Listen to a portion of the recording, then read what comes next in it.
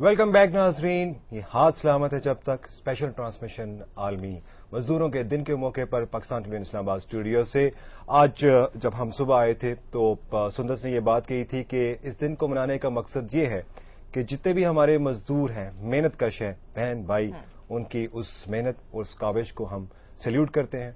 उनकी उस मेहनत और काविश का क्या उन्हें अजर या फल मिल रहा है, जो कवानीन हैं क्या उन कवानीन के अंदर जो भी उनको हकूक दिए गए हैं क्या उन पर इम्प्लीमेंटेशन हो रही है कि नहीं हो रही है। मुख्तलिफ वॉक्स ऑफ लाइफ जो रिलेटेड हैं इससे, बल्कि मैं तो कहूंगा कि जिंदगी की हर चीज जो है इससे रिलेटेड है। उससे हमारे यहाँ गेस्ट आते रहे, इनसे बात करते रहे हैं। सो मैं आपसे बात कर रहा था कि 4,68,00,000 वर्कर्स इस मुल्क में मौजूद हैं, मगर उससे हटके भी कुछ वर्कर्स हैं क्या। इस वक्त हमारे साथ होम बेस्ड वर्कर्स के हवाले से बात करने के लिए मेहमान शख्सियत हमारे साथ तशरीफ रखती है। सुंदर सुनकर आपसे तारुफ कराएंगी। जी अच्छा, सुबह से होम बेस्ड वर्कर्स के हवाले से बात करेंगे। आज के इस जो सेशन होगा गेस्ट के साथ, इसमें हम ये जानने की कोशिश करेंगे कि होम बेस्ड वर्कर्स के क्या राइट्स हैं, क्या कवानीन है, इंटरनेशनल लेवल पे देखा जाए आया कि उनको वो हकूक मिल भी रहे नेशनल लेवल पे कि नहीं। सबसे पहले जो मेरे साथ तशरीफ रखती हैं गेस्ट, उनका तारुफ कराती चलो। अस्मा रवजी साहिबा हमारे साथ मौजूद हैं। I hope I am pronouncing the name correctly, it's a beautiful name. ये संगी डेवलपमेंट फाउंडेशन की होम बेस्ड वर्कर्स की programme manager. Thank you so much. अस्सलाम वालेकुम। इनके साथ तशरीफ रखते हैं सैयद सगीर बुखारी साहब, जो कि यूएन वुमेन प्रोग्राम के सीनियर प्रोग्राम कोऑर्डिनेटर हैं। इनको भी खुशामदीद कहते हैं। अस्सलाम वालेकुम। Thank you so much. अच्छा, अभी एक बड़ा जब हम बात करते हैं पूरी डिस्क्रिमिनेशन की बात होती है, जैसे हम इस फोरम में बैठे हुए हैं, एक तरफ खातून बैठी हैं, एक तरफ मैं बैठा हूं, और हम भी अपने आप को वर्कर क्लास में कंसीडर करते हैं।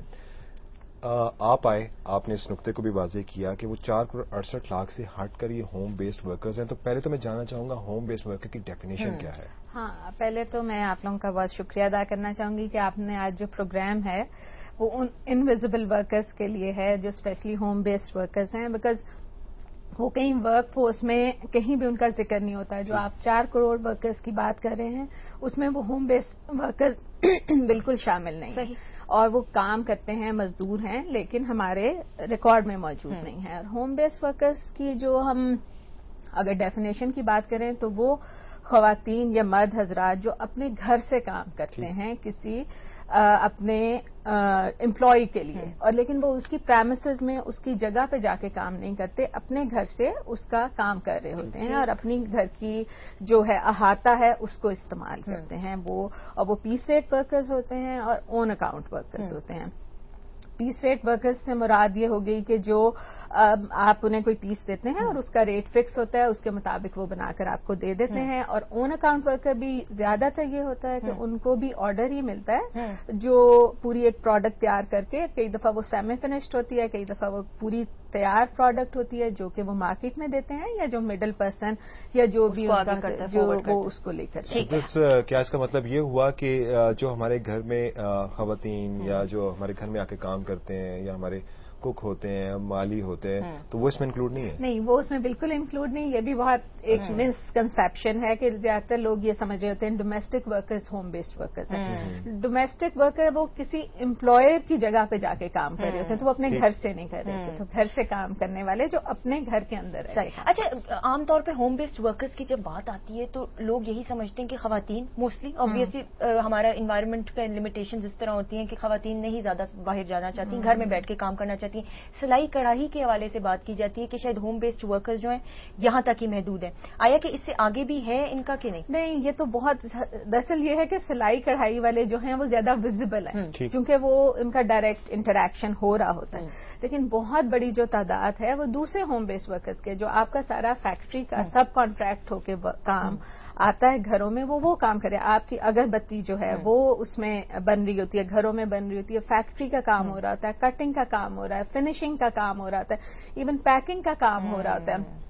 आपकी चूड़ी घर में बढ़ती है, और आपको पता है हैदराबाद में जो चूड़ी वर्कर्स वो उसकी यूनियन वो है, पूरी एक इंडस्ट्री है, वहां पे वो काम हो रहा होता है। बे इंतहा काम है जो घर से खवातीन, इवन जो ये आपके जो ड्राई वेजिटेबल्स हैं उनको काटना, उनको पैक करना, बेकरी की प्रोडक्ट्स को पैक करना, वो भी उसमें मेहनत का काम है कि आप अंदाजा भी नहीं। अच्छा, ये जिस तरह इन्होंने बात की सगीर साहब, आपसे मैं पूछना चाहूंगी, होम बेस्ड वर्कर्स जो अक्सर कहा जाता है एक्सप्लॉइट बहुत होती हैं, शायद इतना उनको मुआवजा मिलता नहीं जितना वो डिजर्व करती हैं। इंटरनेशनल लेवल पे अगर बात की जाए तो क्या इंटरनेशनल लॉज हैं जो कि होम बेस्ड वर्कर्स के लिए होते हैं? دو تین مسائل ہیں بنیادی طور پہ. ایک تو ریکگنیشن ہے معاوضے کا, ایک تو یہ ریکگنائز ہی نہیں ہوتے ایز اے ورکر, اور اس پہ پھر کافی لمیٹیشنز ہوتی ہیں, جس کا مطلب یہ ہے کہ جو کسی بھی ملک میں سوشل پروٹیکشن کی جو پالیسیز ہیں وہ ان کو انکلوڈ نہیں کرتی ہیں. ILO کا ایک کنونشن ہے جس کو ہم کہتے ہیں C177, وہ ان مسائل پہ روشنی خاص طور پہ اور ان ایریاز پہ کام کرنے کی بات کرتا ہے. تو بنیادی طور پر سب سے بڑا مسئلہ جو ہے جو ایڈریس نہیں ہو پا رہا اور جس کو ایڈریس کرنے کے لیے گورنمنٹ آف پاکستان میں سمجھتا ہوں بہت کمیٹڈ ہے, وہ یہ کہ ان ورکرز کی ریکگنیشن ایز اے ورکر. جب وہ ورکر ریکگنائز ہوں گے تو وہ تمام وہ سہولیات لے پائیں گے جو سہولیات ایک عام ورکر کے لیے ہے. چاہے آپ رجسٹریشن کیسے کریں گے, ہم ذرا سمپل ورڈز میں چاہیں گے نا, کیونکہ اس وقت جو ایڈریس کر رہے ہیں ہوم بیسڈ ورکر کو بھی ہم ایڈریس کر رہے ہیں, ہم اس کو ایجوکیٹ کرنا چاہ رہے ہیں, اس کو آگاہی دینا چاہ رہے ہیں. تو کیا ایک ہوم بیسڈ ورکر خود جا کے اپنے آپ کو رجسٹر کرائے گا, کیسے ہوگا؟ دیکھیں اس کے لیے تو بہت سا کام آلریڈی ہو رہا ہے. ایک تو یہ ہے کہ ملکی سطح پہ C177 کی ریٹیفیکیشن, یہ ایک بنیادی مطالبہ ہے. میں ایک ہوم بیسڈ ورکر ہوں, مجھے نہیں پتا 177 کیا ہے, مجھے نہیں پتا انٹرنیشنل سطح پہ کیا ہو رہا ہے, تو حکومت نے ریکٹیفائی بھی کر دیا, مجھے نہیں پتا. How do you rate it? میں سمجھتا ہوں, آئی تھنک آسما اس پہ زیادہ روشنی ڈال سکتی ہے, مگر میں سمجھتا ہوں کہ ہمارے ہوم بیسڈ ورکرز کو اس کے بارے میں کافی آگاہی ہے. کیسے آگاہی ہے؟ اگر میں کھجوریں پیک کر رہا ہوں, میں مچھلی صاف کر رہا ہوں, جھینگا صاف کرتا ہوں, وہ ریموٹ ایریاز میں ہوں, تو مجھے کہاں سے آگاہی ہے؟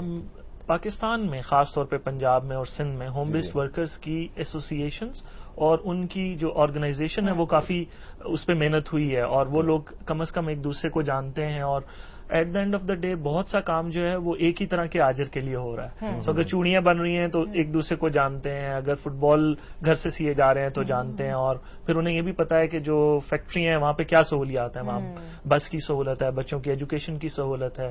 تو جب وہ ان کو نہیں ملتی تو وہ نظر میں آنا شروع ہو جاتا ہے. میرے خیال میں ہاں آگاہی کی ضرورت ہے ہوم بیسڈ ورکرز میں بھی, مگر اس کے ساتھ ساتھ میں بہت زیادہ ضروری یہ ہے کہ جو فیکٹری کا مالک ہے یا جو پروڈکٹ تیار کروا رہا ہے وہ سہولتیں بھی ان تک پہنچائے. وہ بہت ضروری ہے. یہ نہ ہو کہ وہ صرف اور صرف اپنی منوپلی رکھے.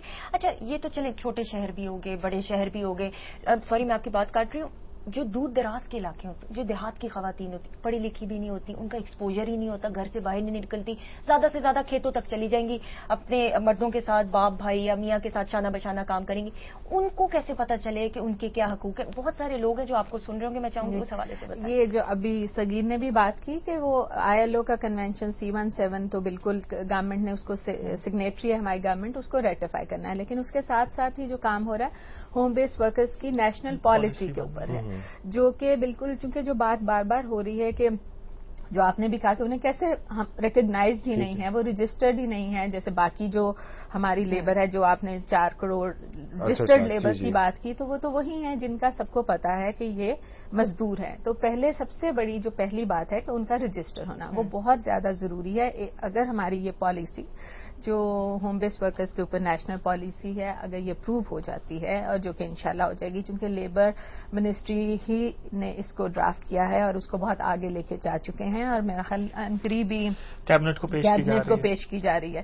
تو یہ پورا ایک پروسیس ہوگا اور اس میں پورا ان کی اویئرنیس کی بہت ضرورت ہے. اور میں ضرور چاہوں گی کہ یہ جو ٹی وی سے ایسے پروگرامز ہوں گے جہاں پہ انہیں بتایا جائے کہ وہ کہاں پہ جا کے رجسٹر اپنے آپ کو کر سکتے ہیں. زیادہ تر تو جو ابھی سمجھ میں آ رہا ہے وہ یہی ہو رہا ہے کہ لیبر ڈپارٹمنٹ کے ساتھ ہی انہیں رجسٹر کرنا ہوگا, اپنے یونین کاؤنسل کے لیول پہ رجسٹر کرنا ہوگا, چونکہ یہ بار بار بہت سی کنسلٹیشنز ہوئی ہیں, اور یہ ساری جو ریکمنڈیشنز ہیں یہ ان ہوم بیسڈ ورکرز خواتین یا جو مرد ہیں انہی کی طرف سے آئی ہیں. پہلی بات تو ان کو رجسٹر کرنا, اویئرنیس ریزنگ بہت ضروری ہے, انہیں پتا تو ہو ان کے رائٹس کیا ہیں. انہیں معاوضہ اتنا کم ملتا ہے کہ آپ سوچ لیں کہ جو 1000 اگربتی بنانا کا جو معاوضہ ہے وہ 9 روپے ہے, اور پھر سے آپ بتائیں گے 1000 اگربتی بنانے کا معاوضہ 9 روپے. اور اگر آپ غور کریں تو وہ اگربتی کا کام کیا ہوتا ہے, اور اس میں ہمارے گھر میں خوشبو, ہماری طبیعت کو مہکانا.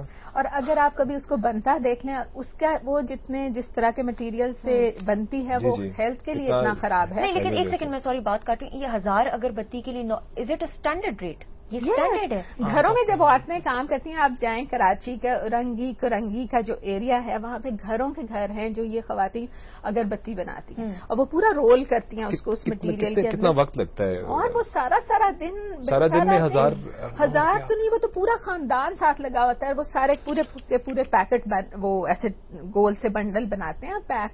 پیک نا علیحدہ جگہ پہ جا کے ہوتا ہے. آپ دیکھیں کہ جو اس کو آپ کہتے ہیں, یہ آپ کی چوڑی جو بنتی ہے وہ 2 روپے 50 پیسے یا 3 روپے 50 پیسے پر توڑا ہے. اور توڑے کا مطلب ہوتا ہے 350 چوڑیاں, اور اس کو آپ نے آگ کے آگے بیٹھ کے جوڑنا اور اس کو سیدھا کرنا ہے, جڑائی اور سدائی.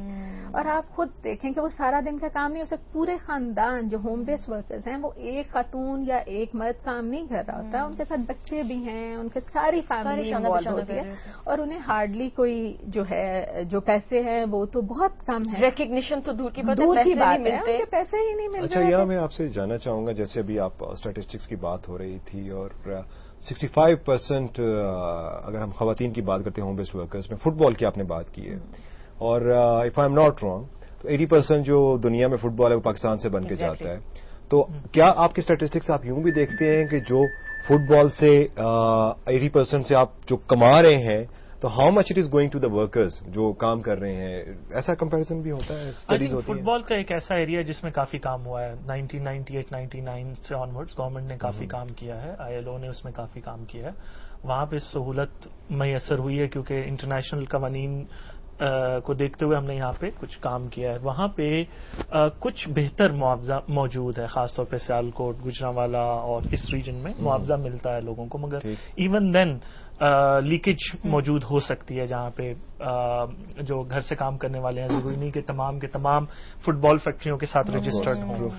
سو مگر میں پھر کہوں گا کہ فٹ بال انڈسٹری میں معاوضہ کچھ بہتر ہے باقی یہ جو چوڑیوں کا بتا رہی ہیں. اور آپ کو یہ بھی بتاتی چلو, سلائی کڑھائی ہماری اتنی مشہور ہے, آپ انٹرنیشنل لیول پہ دیکھیں جو گورے ہیں وہ ایکچولی میں ٹورسٹ جتنے آتے ہیں دستکاری دیکھ لیں تو لوگ ایکچولی دے وانٹ کہ وہ لیں یہ ساری چیزیں. اچھا, ایک بریک لینی ہے, کہ بریک کے بعد مزید اور بہت ساری باتیں کریں گے. گیسٹ یہیں پہ, اسٹے ٹیونڈ.